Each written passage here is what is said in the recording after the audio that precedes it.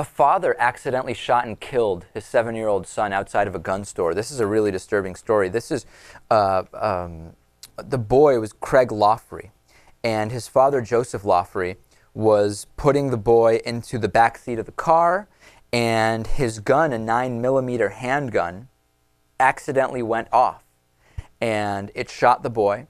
The man had unloaded the gun at home. He didn't realize there was still a bullet in the chamber.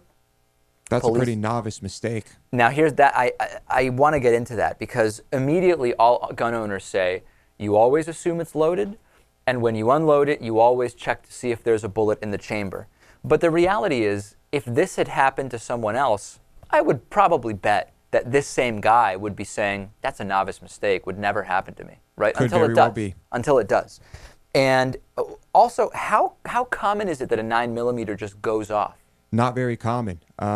If you ask me, I'd say he probably did not have a holster or a proper holster. It might have been just tucked into his belt, his pants, or I his don't know pocket. that much about guns, but in the research I did, it doesn't seem that common for 9mm to simply go off. No.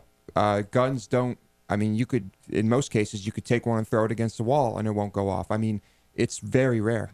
Unlikely that charges are going to be filed here. You can imagine now the life that this man, Joseph Loughrey, has to have knowing that he killed his own son in a gun accident. What's your thought on this, Natan? Well, it seems pretty clear that if the 7-year-old son had had a gun of his own, he could have protected himself against his father. Right. Why which are we you know not... is the only dumb line that we're going to hear from the NRA. Why aren't we hearing that? Because with Jovan Belcher, after Bob Costas made his rant, which was quoting someone else, the NRA people said, Jovan Belcher's girlfriend should have had a gun. Now, is this different because this is a minor? At what age does it simply become obvious that you carry a gun for protection? Obviously, it's absurd because in this case, it wasn't even a dangerous situation. The gun simply went off accidentally, as far as we now know, as weird as that sounds. Yeah, no, Natan makes a good point, which is how far can you take the person who got shot should have had a gun? Yeah, I don't think that will apply here. I don't think anyone is dumb enough to make that claim when you're talking about a kid that's being loaded into a safety seat. Right. But I mean, I think what's going on here is just improper gun safety. Right, no question about it.